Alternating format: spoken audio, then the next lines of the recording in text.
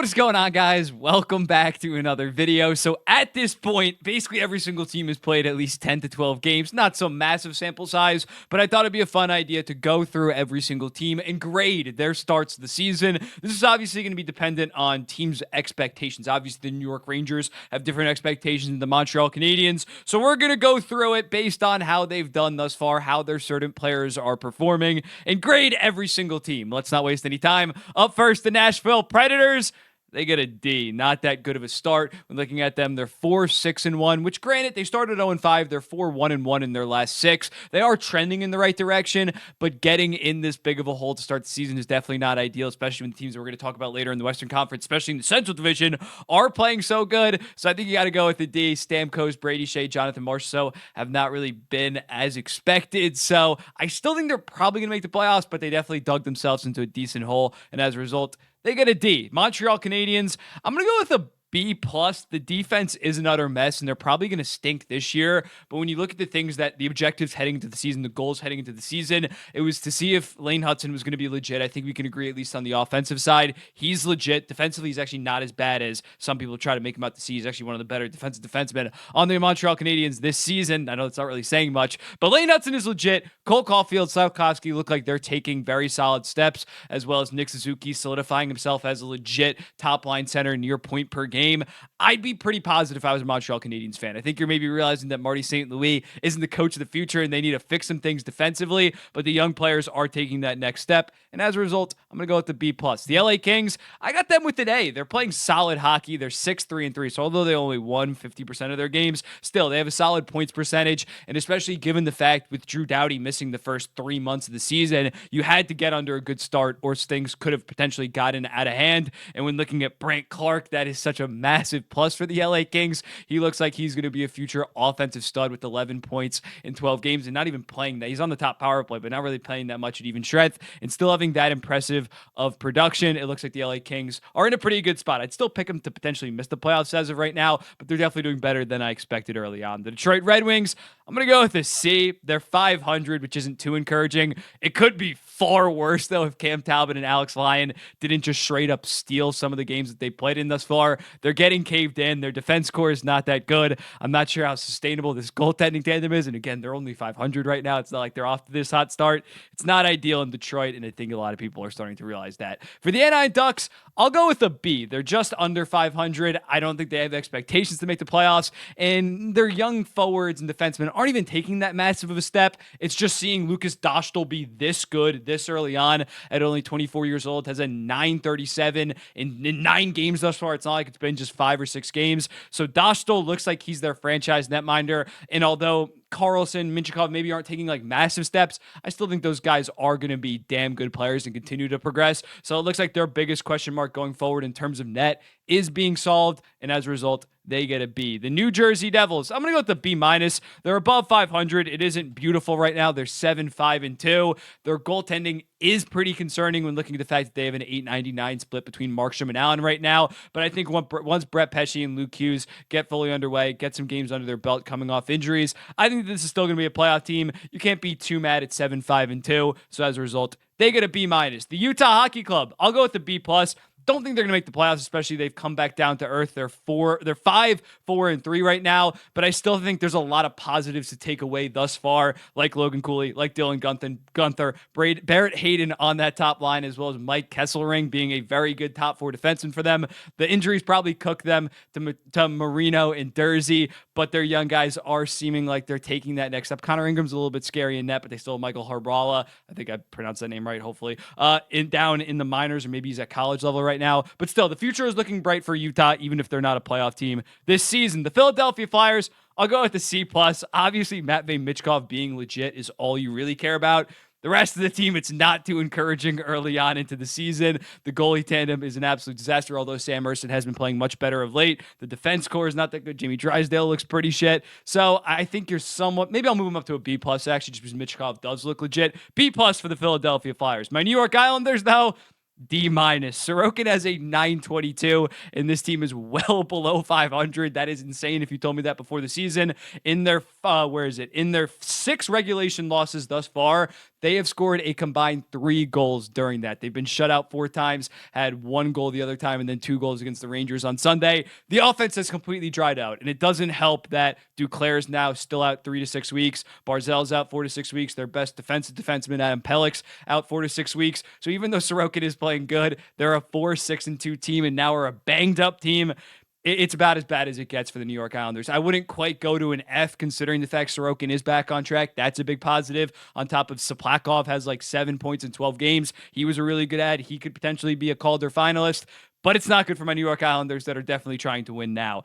Next up, basically on the complete flip side of that in the Metro Division, is the Washington Capitals, and they get an A+ after scraping to a playoff spot last year with like a -40 goal differential. They went ultra aggressive this offseason. They did not get complacent. They made big moves. Jacob Chikrin looks like a fantastic first pair partner for John Carlson. Their top line of Ovechkin, Strome, and Wilson is looking like and producing like a true first line. Connor McMichael looks very good. They haven't even played with Matt Roy yet. He's played like part of one game thus far. Once he really gets underway on that second pair, they're going to be a damn good team. Spencer Carberry is a fantastic coach. It's very good if you're a Washington Capitals fan right now. The San Jose Sharks, I'm going to go with a B.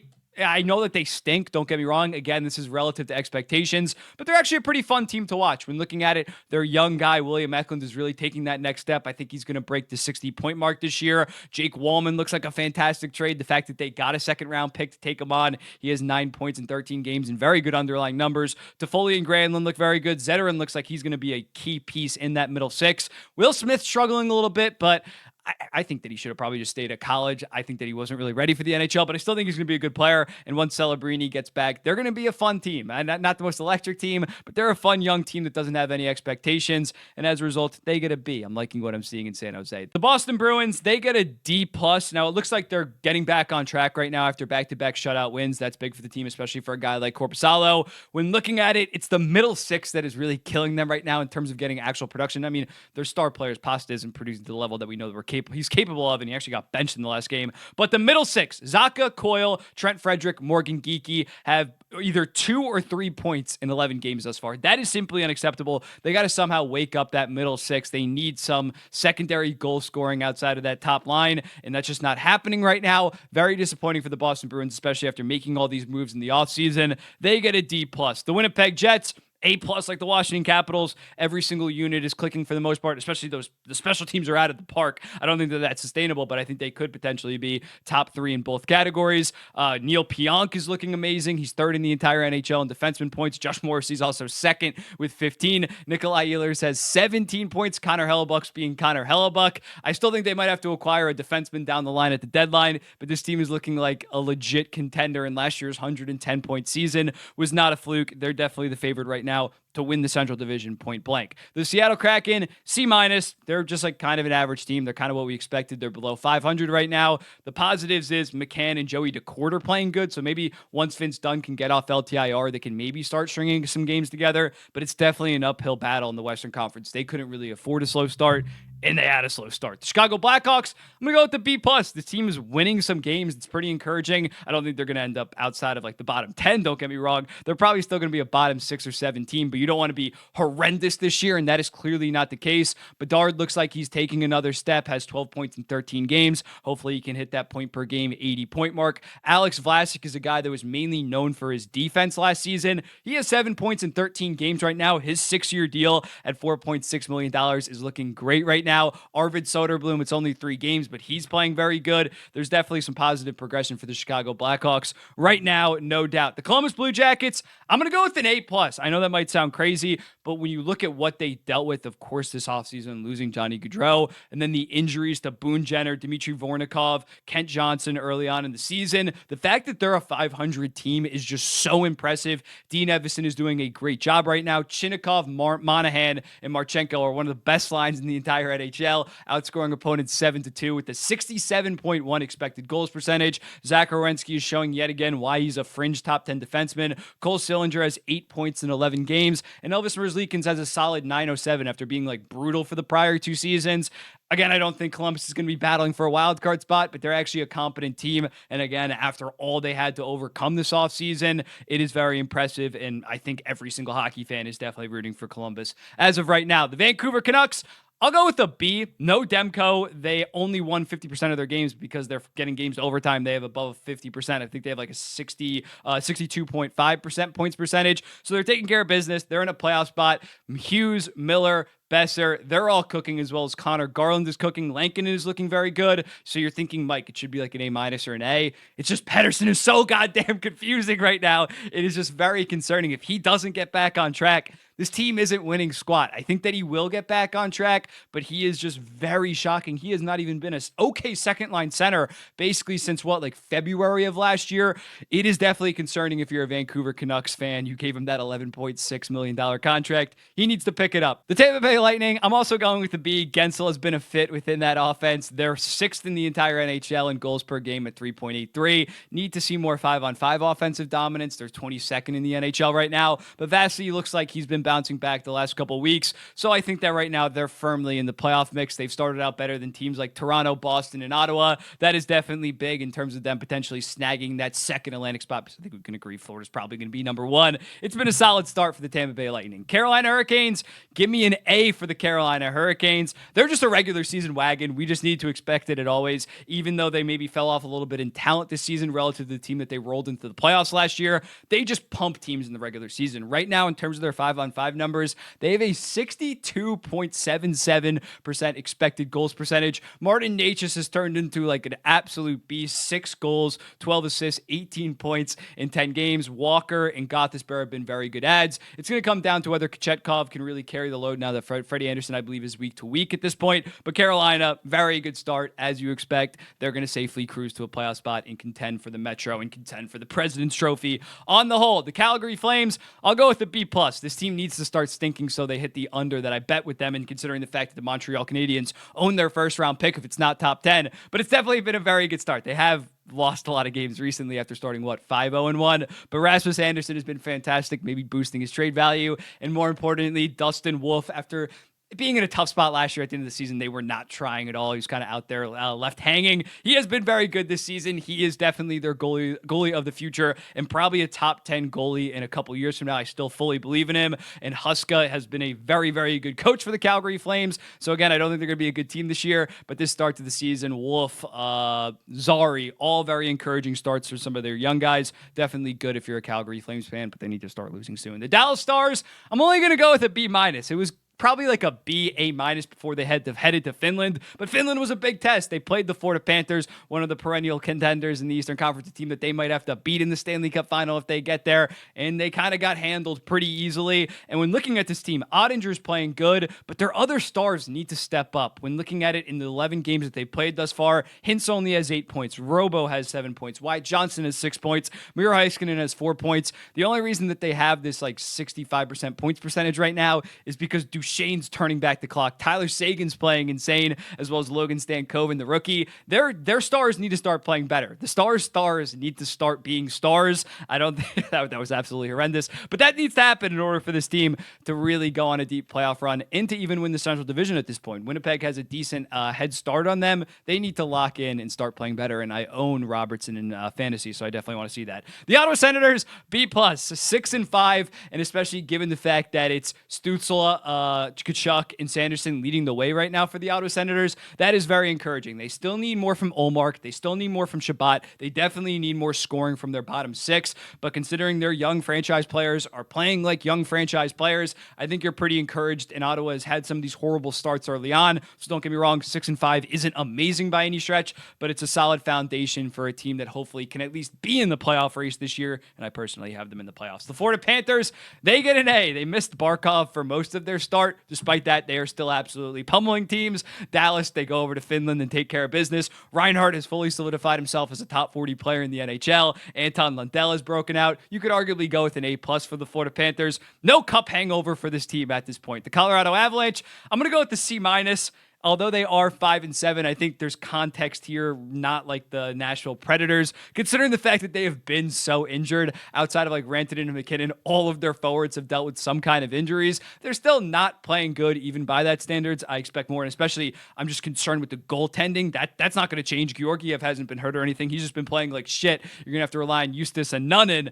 It's definitely concerning, but I think this team is going to get back on track, and once they get healthy, Lehkonen just came off IR. They're going to make the playoffs, but it's definitely an underwhelming start. They get a C-. The Vegas Golden Knights, A-. Eichel and Stone are clicking like it's the 2023 playoffs. They're three-headed defenseman monsters as also playing very good. Ilya Samsonov has played some damn good games for the Vegas Golden Knights at this point. They are the second highest shooting percentage team in the NHL. That scares me a little bit. Their offensive numbers are a little bit inflated, but as long as they don't come crashing down, this team will yet again be in the playoffs. The St. Louis Blues, they get a C+. They're a 500 team right now. That's probably what they're going to be for the rest of the way, especially with Robert Thomas still having like 5 weeks with that broken ankle. There's been some positives. Broberg, although he's hurt now, looks like he can be a top 4 defenseman of the future, as well as Dylan Holloway looked like he was worth the, third round pick that you gave up. But still, I don't think you're like absolutely elated if you're a St. Louis Blues fan. You're probably missing the playoffs by a decent margin this season. The Minnesota Wild, A+.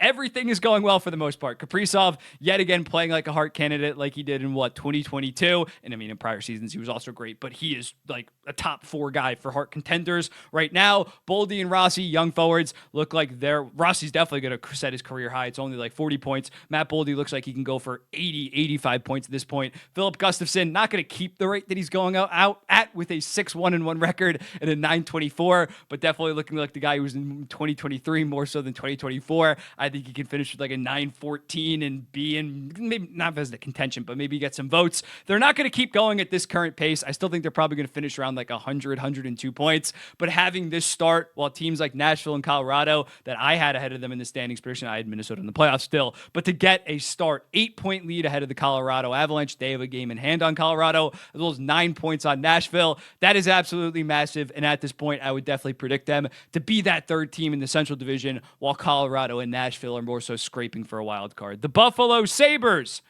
they got a D, man. Lindy rough hockey. Even recently, they lost 2-1 to the Detroit Red Wings. You cannot be doing that if you're trying to make the playoffs. They're 4-7-1. The underlying numbers actually suggest this is a pretty solid team. They're like 16th in expected goals percentage at 5-on-5, 17th in all situations. But this team just seems cursed, man. This team just seems cursed. And in terms of their players, outside of Tage Thompson and Owen Power, who has 9 points in 12 games, there's just not a lot of positives to extract right now. And again, going to the other teams that I've talked about before, I don't see them beating out a team for the wild card race like Washington, New Jersey, Toronto, Boston, Tampa, and Ottawa that have all had significantly better starts. You definitely cannot afford a horrible start if you were the Buffalo Sabres. Next up, the New York Rangers. I'm going to go with the B+. I might get killed for this. Yes, they are 8-1, but again, this is relative to expectations. And I'm a little bit scared for this team's 5-on-5 defense. When looking at it, they have the 4th highest expected goals against per 60 at 5-on-5. That's only better than Montreal, Anaheim, and Pittsburgh. When looking at them recently, they lost to the Florida Panthers. They got pumped against the Washington Capitals. Shots were 46-19. The Ottawa Senators, they got outshot 41-18. The offense is high flying, but if they want to be a true contender, they need to fix their 5-on-5 defense right now, because Igor Shesterkin has been able to bail them out in some games. But that is not sustainable right now. I still love, there's definitely positive again. They're still going to get B+ because Lafreniere is playing great. Panarin's playing great. Fox is playing great. That third line is absolutely crushing. But I don't think it's all sunshine and rainbows right now for the New York Rangers, considering the fact some of those 5-on-5 problems are rearing their ugly head again, especially defensively. I'd be a little bit concerned. Not massively concerned, but a little bit concerned. The Pittsburgh Penguins, they get a D+.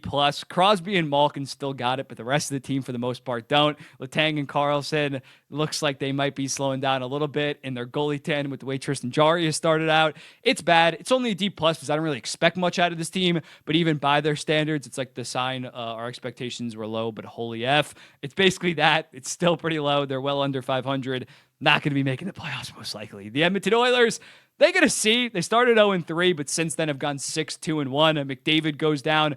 They get blown out by Columbus. They come back, win the next 2 games against Calgary and Nashville. Their underlying numbers are still very solid. They're going to start clicking eventually. Zach Hyman's starting to get hot. This is still a legit contender. You definitely got to give them a C, considering it is an underwhelming start. But yeah, they're already 6-5-1. They're going to safely make the playoffs. We've seen this story before. And even last year, it was far worse. They were like 2-9-1. They squashed it quick after that 0-3 start, and they're a contender yet again. The Toronto Maple Leafs, I'm going to go with the C-, another contender that's having a pretty bad start.